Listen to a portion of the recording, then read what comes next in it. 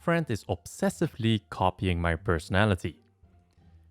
I, 30-year-old female, have a close friend, also 30-year-old female, who I have known since high school. I'll call her H. Our friendship began strong, but pretty early on, I started to notice her copying me in small, petty ways. I would find her repeating things I had told her about myself back to me weeks later, as if they were independent ideas she was telling me about herself. Sometimes she would say these things to other people right in front of me. She would not seem to remember that it was the exact thing I had said to her and would laugh it off and refer to us as twins when I would try to bring her attention to it. Our clothing style was already similar, but she started buying very specific statement items that I had in the same color and styling her hair the same way as me. My hair is nothing super unique, but it was just enough so that when we would go to places together, we often looked alike and would get a lot of comments about it. It was embarrassing to walk around with the exact same unique backpack, for example, and the same hairstyle. We both were interested in creative writing and started to share our poetry with each other regularly over instant messaging for accountability and critique. I started to notice that some of the poems she would send to me had some exact lines or even stanzas that were taken word for word from my own poems that I had sent to her days or weeks before. I was too insecure to call her out on this, so I just stopped sending her my good poetry and would only send her ones I didn't care about after that. She kept stealing even from those and actually entered one of them into a poetry contest that she won an award for. I told her at one point what names I had picked out for my future children. The names are fairly unusual and deeply personal to me, tying back to my heritage and namesakes from my family. She wrote down both those names and heart-shaped post-its and stuck it to her bedroom wall, and I started catching her telling our mutual friends that these were names that she would give her future children. At 30 years old, she still says she's going to use those names if she ever has kids. Neither of us has kids yet. Again, it's petty high school girl stuff, but weird. I felt like George from Seinfeld getting upset about the name 7, and my parents still laugh about it. But I felt like copying something that was so personal to me was getting weirdly excessive. There were more things over the years. She switched her college major from pre-med to English art after I declared those majors, even though she did not have a background doing art and I did. She struggled a lot with her art classes and frequently made paintings that were inspired by paintings I had done. I think she could have found success in other forms of art and other crafts, but she chose to focus exclusively on the kind of art I do and constantly struggled with it in class. She blamed this on her teacher's favoritism. She became obsessed with the country of my family's origin and traveled there in college, even going so far as to have an unofficial minor in the literature from that country. She wears very identifiable clothing items associated with that culture and likes to aggressively debate that country's politics at bars. She has vocally taken pride in how many people assume she has heritage from there based on these things. She does not have any tie to that country other than me. In college, she started copying my Pinterest page. She had a board whose theme matched each of my boards and then named them either the same names or very slightly different names, like home versus at home. Some of my board names were original, based on song lyrics or inside jokes I had with other friends that she would not have known, but that didn't stop her from using them on her own page. It was awkward and a lot of my other friends noticed. I would change mine and a few days later she would change her to match. Our bios were the same format, as if we were filling in the same template with our own information. It was a small thing, but maddening that I couldn't keep my own page different for longer than a week without her adjusting hers again. She started copying my Instagram photo captions and putting the same captions for similar photos she'd take, sometimes a whole year later. But word for word, our Instagram bios became nearly identical as hers. She then started telling me about a girl who was obsessively copying her Pinterest page. She would work really hard to keep me in the loop about all the crazy copying this girl was doing. She's very clearly articulate all the frustrations and confusion I was feeling about being copied by her back to me as if she was the one experiencing it. She would send me screenshots of her recent pins and the other girls' pins to show how they were all the same. It weirded me out because it felt like she was trying to copy the fact that I was being copied by her. After a couple of weeks of this, I got curious and went to her page and to that other girl's page to see for myself. At the time, pins were timestamped and showed who they were pinned from, and I saw on the timestamp that H had actually pinned the stuff in question after the copying girl had pinned it. In some cases, she had even pinned the stuff from the girl herself. It was a terrible, sloppy, and bizarre attempt to make me believe she was being copied in the same way that she was copying me without ever acknowledging that she was copying me. As petty as this incident was, it's one of the ones that weirded me out the most. The copying then started escalating when she began claiming to have had an eating disorder in high school. I had an eating disorder all through high school and was almost hospitalized because of it, which she knew about. Although we were close, she never confided to me that she struggled too, and I never saw evidence of disordering eating when I was with her. She has also maintained a healthy weight as long as I've known her. I realized that this doesn't mean she was lying, but after the other copying, I've had a hard time believing her, and have been disturbed that she could be making this up just to be like me. She still maintains that she had a major eating disorder in high school, even though there was no physical evidence of this. I also self-harmed when I was in high school while trying to navigate feelings brought on by a traumatic experience. She frequently made comments about my scars and how she had always wanted to cut but didn't for various reasons. It was weird to me. It almost seemed like she was ashamed of not having that one thing in common with me. One summer after college, we were hanging out and she was wearing super short shorts, and I noticed she had a single scar across her upper thigh where the majority of my cutting took place. I commented on it and she acted really vulnerable and told me that things had been hard, so she resorted to self-harming. It felt like she scarred herself to have her body match mine more closely. My scars are ugly and frantic and chaotic and were made at desperate times. I almost never wear shorts or bathing suits because I don't like to expose my scars to other people. She made one single long mark across her thigh in an almost aesthetically pleasing way and wore shorts that revealed the whole thing very clearly on a day when we were hanging out. It just didn't feel right and freaked me out on such a deep level that, if my guilt feeling was right, she would have actually marked her body in order to continue this mirroring. After college, I finally went to therapy and was diagnosed with PTSD from the previously mentioned high school trauma. I confided in her about this and she was very supportive. She was open about not being able to relate, but she was very supportive and helpful as I tried to relearn how to trust men and date again. Up until this point, dating was one of the few areas where her experiences did not seem to mirror mine in any way. She was always in relationships with men where I struggled with panic attacks anytime I would get too close as a result of my trauma.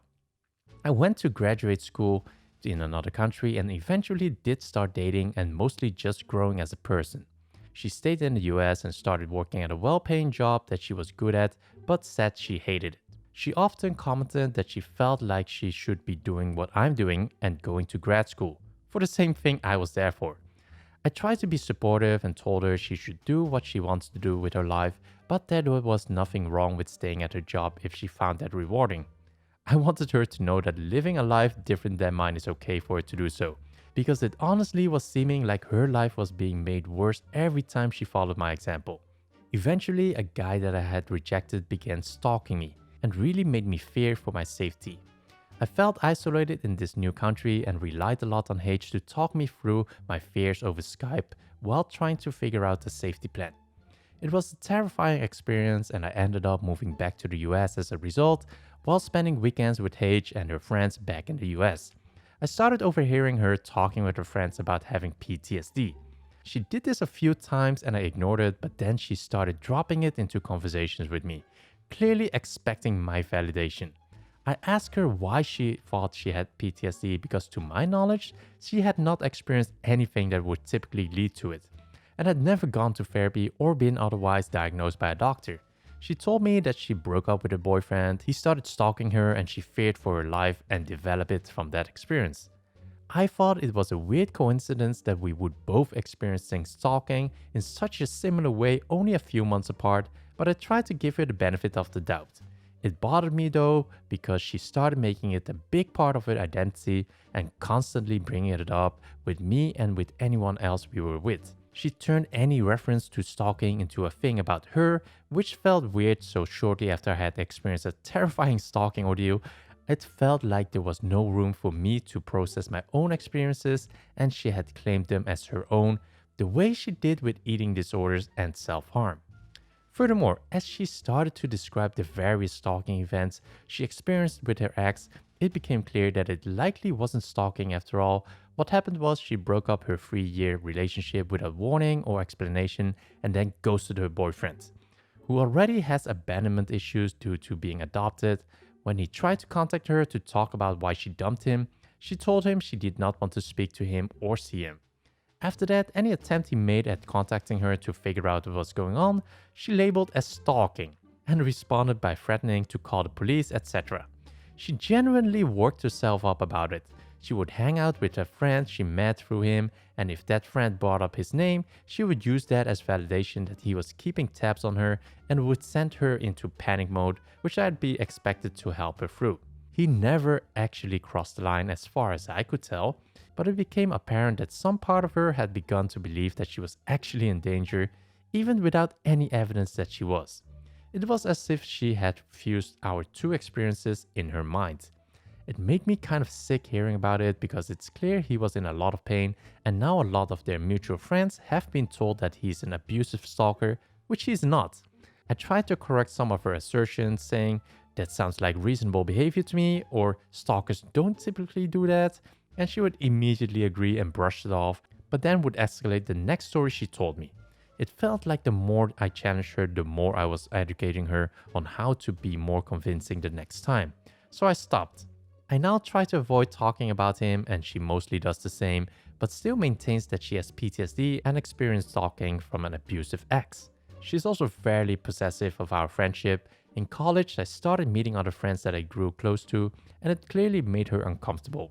She would bristle when I mentioned them and was visibly uncomfortable the few times we all hung out together. She didn't mind me hanging out with her separate friends, just the other way around.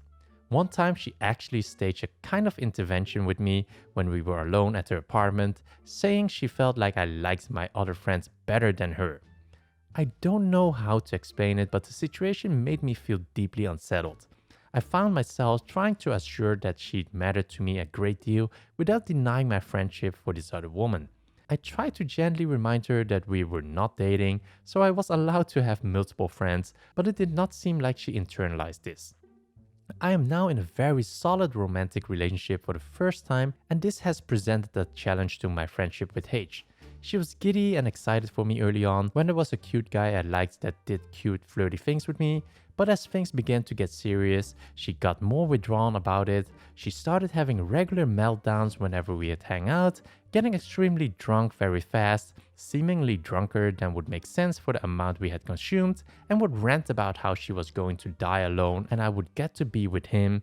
It was awkward at first, but it started to get kind of scary. One night she got like this when we were at her house all alone, no roommates or anything. She started ranting about dying alone and how no one loves her and I have everything and she has nothing, which isn't true. She then made a comment about how she has ties to the mafia, not true as far as I know, and that she could have my boyfriend killed. She said this as a joke, but because of her tone of voice, it fell flat and was super odd to say. It was as if she was saying, "He better treat you right or else." But she didn't actually tie a threat to him treating me right, just let me know she could have him killed if she wanted. She then started cutting up food with a huge knife, and I had this terrible feeling in the pit of my stomach that something bad could happen to me if I didn't leave. So I did my best to gracefully find a reason to go home without making her feel like I was super uncomfortable. She clearly knew I was, but was able to play along with my excuse, and I left. Again, she didn't do anything to overly threaten me, but something about her tone and demeanor was chilling. It seemed like something broke right then and there, and she had been trying to hide it unsuccessfully ever since. After that, we have continued to be friends, but with considerable distance now between us. I do not share my most personal things with her, and have let her have very minimal contact with my boyfriend. Only if she visits my parents' home while we're both visiting there, for example. I have not let myself spend the night with her without someone else at my present nearby either. I've also tried to limit alcohol when we spend time together, but this has been unsuccessful. So my dearest friend, let's not meet too often in the future. This is a crazy story. Let's have a look at the comments.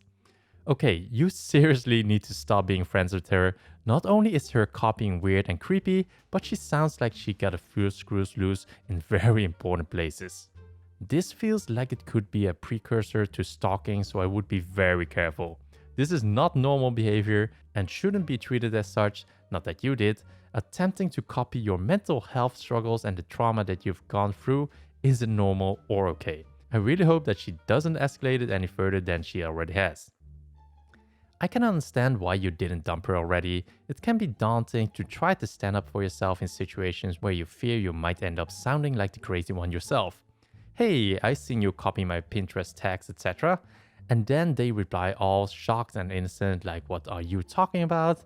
Acting like this information is only new and now you're the crazy stalker who even noticed this coincidence. That being said, that whole story really creeped me out, and I do think it sounds like she is absolutely stalking you, not building up to it, but an actual active stalker, even self-harming herself. It's very single white female. I would be very concerned for your safety, and I wouldn't be having any major blow-ups or confrontations with her if not absolutely necessary, as she just sounds so unpredictable and unhinged. Please just phase her out and cut contact in the safest way possible, and definitely make sure you're not around her anymore. Be safe. So those were the stories for today's video. If you enjoyed this and want to watch more videos, then click here for more stories, or go check out the info card in the right corner for more videos.